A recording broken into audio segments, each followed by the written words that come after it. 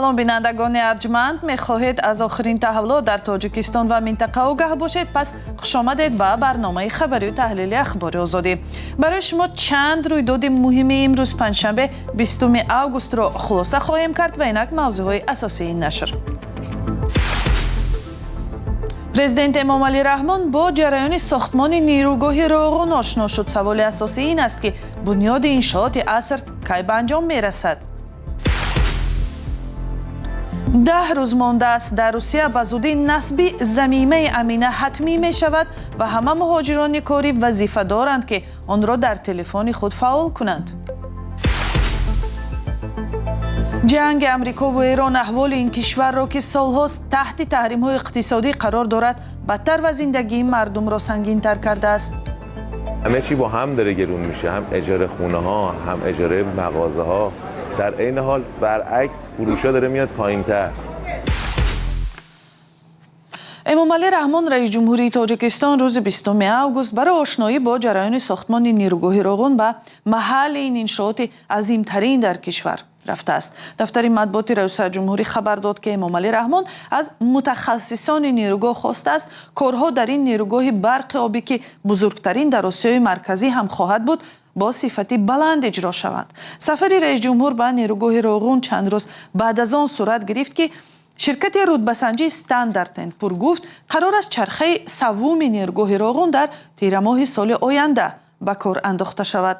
сохтмони нирӯгоҳ ки солҳои дароз аст идома дорад, ба навиштаи Стандарт энд Пур бояд то 9 соли дигар яъне соли 2035 ба анҷом расад.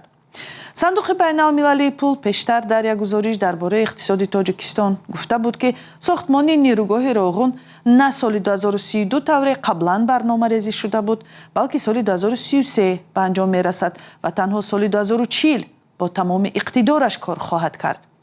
ҳукумати Тоҷикистон ки барои сохтани чунин иншооти азим пули кофӣ надорад, барои анҷоми он аз кишвару созмонҳои байналмилалии молӣ қарз гирифтааст. иқтисодшиносон аз ҷумла дар худи кишвар дар бораи харҷи пули давлат дар сохтмони нирӯгоҳ изҳори нигаронӣ карданд, вале вазири молия моҳи июл гуфт ҳама гуна дахлу хаҷ зери назорати ҷиддӣ аст. дар ҷараёни сохтмони Роғун бинобар беэҳтиётӣ чандин коргар дар садама ва ё тасодуфҳои гуногун ҷон доданд. то 10 рӯзи дигар муҳоҷирони тоҷику дигар ҷӯяндагони кор аз Осиёи марказӣ вазифадор мешаванд ки вақти вуруд ба Русия барнома ва ё замимаи махсуси вазорати корҳои дохилиро бо номи Амина дар телефони худ насб кунанд. мақомот мегӯянд замима санадгузорӣ ва кори муҳоҷиронро осон ва онҳоро аз саргардониҳои дар ба дари идораҳои полис озод мекунад. аммо на ҳама ба ин гуфтаҳо бовар доранд. гузориши ҳамкорони мо аз бахши русии радиои озодиро ҳамкорам Мумина Аҳмадӣ тақдим мекунад. осонӣ барои муҳоҷирони корӣ ё назорати комили онҳо? ин суоли корбарони барномаи Амина дар Русия аст. муҳоҷирон аз 9 кишвар аз ҷумла Тоҷикистон вазифадор шуданд ки аз 1 сентябри имсол барномаи Аминаро ҳатман дар телефонҳояшон насб кунанд. ин талабот ба виҷа ба онҳое дахл дорад ки барои кор ба шаҳр ва вилояти Маскав мераванд. барномаи Амина хеле пештар дар Русия фаъол шуд, аммо бисёриҳо шикоят доранд ки бо душворӣ кор мекунад. баъзе аз корбарон дар интернет гуфтанд ки Амина гоҳе насб намешавад, гоҳе аз кор мемонад. масъулони барнома соатҳо занги муштариёнро бепосух мегузоранд. айни замон агар муҳоҷирони корӣ дар давоми 3 рӯз маълумотро дар бораи макони ҷойгиршавии худ тавассути Амина ба вазорати корҳои дохилии Русия нафиристанд, ба онҳо ҷазо таҳдид мекунад. аз ҷумла ворид кардан бар рӯйхати шахсони зери назорат ё ронда шудан аз Русия. яке аз корбарони барномаи Амина ки бо душвории техникӣ ё фанӣ дучор гаштааст, хитоб ба масъулони он навиштааст ки худо накунад аз пушти шумо ман ба рӯйхат дохил шавам, он гоҳ ба додгоҳ муроҷиат мекунам. мақомоти Русия мегӯянд ин барнома барои роҳатӣ ва осонии кори муҳоҷирон аз кишварҳоест ки бо Русия низоми раводид ё виза надоранд. масалан ба гуфтаи онҳо акнун сабти ном ё қайдро метавон ба воситаи Амина анҷом дод ва ҳузури соҳиби хона ва миёнарав лозим нест. طبق قاعده‌های نو ثبت نام باید نه از روی جای استقامت بلکه طبق نشانی مرکز مهاجرت صورت گیرد. حامیان حقوق میگویند این به نظامنامه کاری برنامه مخالف است، چون در برنامه امینه طلب می شود که نسخه قرارداد اجاره و یا رضایت صاحب خانه ضمیمه کرده شود.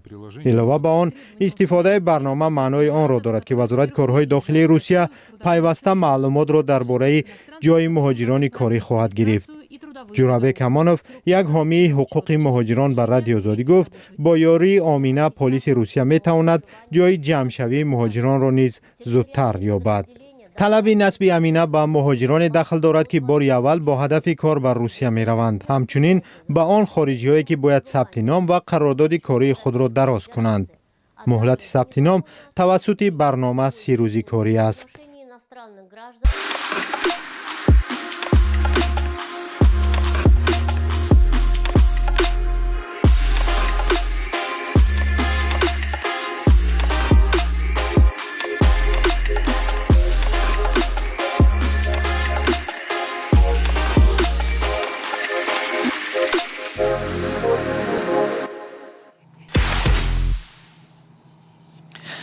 با وجود نشر کردن نکات اساسی بودجه دولتی در اینترنت، تاجیکستان نتوانسته است به معیارهای حداقل بین المللی در زمینه شفافیت مالی جوابگو باشد.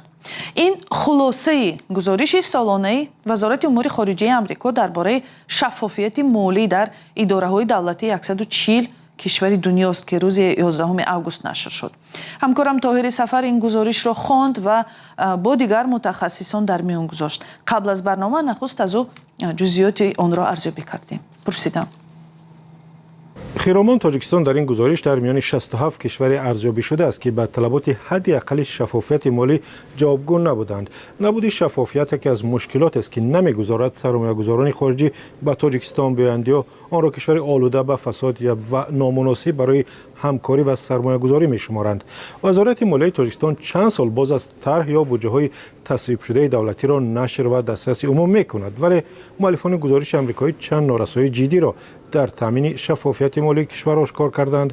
بر اساس این ارزیابی سندهای بودجه دولتی تاجیکستان منبع‌های درآمد را پوره انعکاس نمی‌کنند، حساب‌های مهمی غیر بودجوی را پنهان می‌دارند و موافق با اصول‌های پذیرفته شده بین المللی محاسبه تهیه نشدند.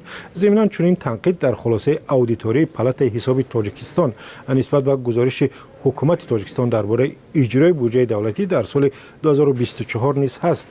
در آن از جمله آمده است حسابات با یک قطار کمبودی و نارسایی‌ها تهیه کرده شده است. قسمی درآمد آن تنها در شکل گروه بندی از روی واردات اندازی و غیر اندازی تهیه شده‌اند. شفافیت و مکملی آن را تامین نمی‌کنند. این زمان در گزارش وزارت امور خارجه آمریکا آمده است که نهاد اودیت یا ارزیابی محاسبات اداره‌های دولتی در تاجیکستان یعنی خود این پالات حساب مستقل نیست. در گزارش گفتند نهاد عالی اودیت تاجیکستان با معیارهای بین المللی مستقل جوابگو نیست و گزارش آن هیچ گونه خلاصه‌های عمیق و مهم را فرا نمیگیرند. از همکارم همچنین پرسیدم که دیگر مشکلاتی که در ارزیابی‌های بودجه تاجیکستان گفته‌اند چی است؟ یک تنقید دیگر از آن است که حکومت تاجیکستان خراجات را برای نهادهای امنیتی اعلان نمی‌کند و مبلغ گذاری‌های آنها را از سندهای عمومی بیرون کرده است. هرچند این مسئله در پارلمان آشکارا بررسی می‌شود. بخش دیگری ارزیابی مؤلفان گزارش در رابطه با شفافیت در ساحه استخراج معدن در تاجیکستان یکی از ساحه‌های سردرآمد است که حکومت بسیاری از اجازه‌نامه‌های آن را به شرکت‌های چینی داده است. مؤلفان گزارش گفتند هرچند معیارهای دادن حق استخراج معدن‌های طبیعی در قانونگذاری تاجیکستان موجودند، اما به نظر می رسد که مقامات آنها را رعایت نمی کنند. مهمه امسال یک سازمان مستقل با نام انجمن بین المللی بودجه در ارزیابی بودجه های باز در کشورهای جهان در سال 2025 گفت که تاجیکستان از 100 امتیاز لازم 47 امتیاز به دست آورده است که در مقایسه با سالهای پیشین بهتر است. در یک پاسخ گدبی در این سازمان به رادیو آزادی گفتند تاجیکستان از نظر شفافیت در بودجه پیشروی چشمگیری کرده است. امتیاز آن از 33 در سال 2023 و 47 امتیاز در سال 2025 رسیده است. حکومت طرح بودجه را نشر می‌کند، اطلاعات درباره حجم قرض‌ها برای آینده و قرض عمومی کشور را افشا می‌کند. با وجود این امتیاز تاجیکستان پایین‌تر از 61 است و به این معنی است که اطلاعاتی که حکومت تاجیکستان نشر می‌کند برای بحث و آگاهی جامعه کافی نیست. دسترسی مردم به آمار و اطلاع پوره درباره صرف و خرج پول بودجه دولتی که از اصل‌های بنیادی جامعه دموکراتی است. مردم هر کشور مدیریت پول بودجه وطن خود را به دست حکومت می‌سپارد و همزمان این حق را دارد که از رهبران آن دسترسی پوره به اطلاعات درباره درآمد و خراجات بودجه دولتی را طلب کند. تشکر همکارم طاهری سفر درباره شفافیت بودجه و یا خرج و درآمد دولت تاجیکستان صحبت میکرد. گزارش مفصل در این باره در وبسایت azadi.org به زودی نشر می شود.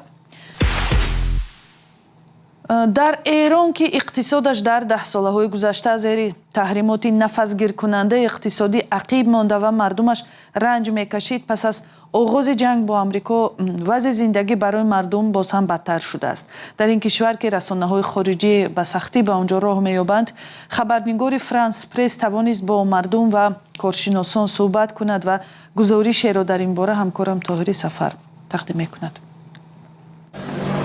با گذشت بیشتر از 5 ماه از آغاز جنگ میان امریکا و ایران، بسیاری از خانواده‌ها در جمهوری اسلامی میگویند خرجشان برای زندگی زیاد شده است، به حدی که به گفته آنها ناچارند از میان نیازهای اولیه خود یکی را انتخاب کنند. این فشارهای اقتصادی در زندگی روزمره مردم و به ویژه در بازارهای ایران به خوبی دیده می شود. بسیاری از فروشندگان میگویند مشتریان خریدهای خود را کمتر کردند و خرید مواد غذایی نیز از گذشته دشوارتر شده است. حالا خدمت شما کنم، ببینید مثلا دارم میگم کالای اساسی مثلا گوشت و مرغ و لبنیات و اینا خواه ناخواه اون مقدار مصرفی که مثلا قبلا داشتیم کمتر داریم. به هر حال میگم همه چی با هم داره گرون میشه، هم اجاره خونه ها هم اجاره مغازه ها.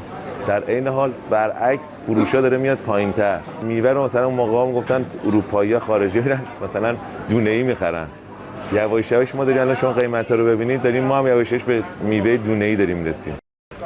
روز به روز داره همه این شرایط اقتصادی بدتر میشه، اجاره ها خیلی سنگین تر شده، یعنی روز به روز همه چی میره بالاتر ولی درآمده روز به روز میاد پایین‌تر. کارشناسان در ایران میگویند هر چند سال هاست که تورم، تحریم ها و کاهش ارزش پول ملی اقتصاد کشور را در چنگشان میفشارند، اما جنگ فشارها را بیشتر و آینده اقتصادی را ناروشن‌تر کرده است. ببینید مشکلات اقتصادی ایران انقدر مزمن هستند که نمیتونیم بگیم که الان صرفا جنگ باعثشون شده. ما قبل از جنگ هم تورم مزمن داشتیم، قبل از جنگ هم مشکلات تحریم و تراکنش‌های مالی داشتیم، قبل از جنگ هم بحث قطعی اینترنت رو داشتیم. یعنی صرفا نمیتونیم بگیم که جنگ عامل همه این موضوعات شده، ولی قطعا جنگ باعث افزایش هزینه‌های اقتصادی شده است. در چنین شرایط به گفته کارشناس سطح زندگی و نیک و احوالی مردم بدتر می‌گردد، چون خانواده‌ها پس‌انداز می‌کنند و درآمدشان بیشتر صرف نیازهای اولیه می‌شود. حال اون درآمدها، یعنی اون درآمدهایی که دارن میره توی صرف، مثلا صرف حوزه درمان نمی‌کنن، حوزه تفریحشون نمی‌کنن، بنابراین رفاه مردم تا حد زیادی تو این دوره کاهش پیدا می‌کنه.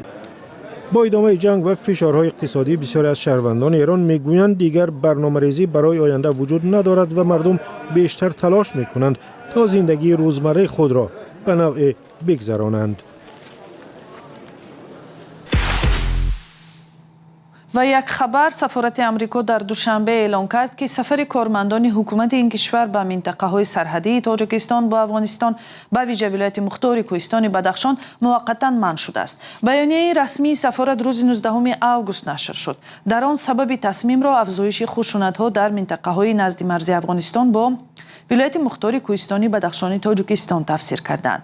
نمایندگی رسمی امریکا در دوشنبه به شهروندان ایالات متحده گفته است هشدار را درباره تاثیر خشونت‌های افغانستان به وضعیت امنیتی در مرز تاجیکستان جدی بگیرند.